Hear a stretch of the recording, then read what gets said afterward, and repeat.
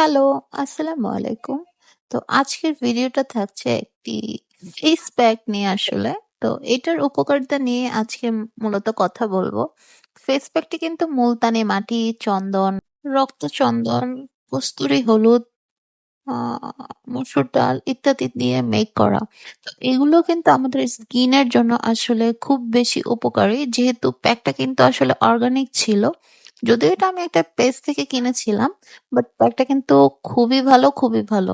কারণ হচ্ছে আপনি প্যাকটা যখন এপ্লাই করবেন আর যখন ওয়াশ করবেন এরপরে আসলে আপনি আসলে এটা দেখতে পারবেন যে প্যাকটার উপকারিতাটা কি।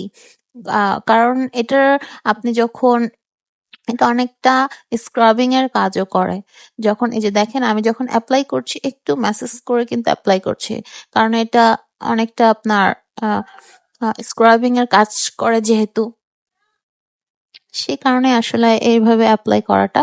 তো আমি যেহেতু গোসলের আগে এপ্লাই করছিলাম এজন্য ফুল ফেস গলাতেও এপ্লাই করে নিয়েছি। সাথে আসলে শুধু ফেসে না দিয়ে ফেস অ্যান্ড গলা একসাথে দিলেই ভালো হয়। কারণ নয়তো দেখা যায় অনেক সময় ফেসটা ব্রাইট হয়ে যাচ্ছে, ঘাড়ের বা গলার পোর্শনটা একটু কালচে দেখাচ্ছে। তো সেক্ষেত্রে আপনারা সবসময় প্যাকটা করবেন, গলা, ঘাড় একসাথে এপ্লাই করবেন যখনই ফেসে এপ্লাই করবেন। আমি সবসময় এরকম ভাবেই এপ্লাই করি প্যাকটা। কারণ প্যাকটা একটু দানাদার হওয়াতে দেখা যায় আপনি একটু এপ্লাই টাইমে যদি ম্যাসাজ করে এপ্লাই করেন তাহলে আপনার এই যে স্কিনে জিনিসটা রাব হয়।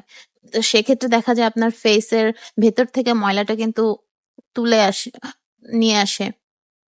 তো এটা মেকিং প্রসেসটাও কিন্তু খুব ইজি। এটা আপনি নরমাল পানি বা মধু অর টক দই যেকোনো একটা দিয়ে মিক্স করে নিতে পারবেন। তো আমার যেহেতু এসব ফেসে স্যুট করে না সেজন্য আমি নরমাল পানি দিয়েই মিক্স করে দেন হচ্ছে ইউজ করি সবসময়।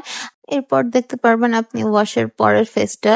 এই যে তো দেখেন আমি ওয়াশ করে গোসল করে কিন্তু চলে আসছি। তো এই হচ্ছে আমার ফাইনাল লুকটা আসলে একদমই র ফেস নিয়ে ভিডিওটা করছি। তো দেখেন দেখলে আপনারা বুঝতে পারবেন ফেসটা কতটা স্মুথ দেখাচ্ছে এন্ড ব্রাইটও লাগতেছে কিন্তু।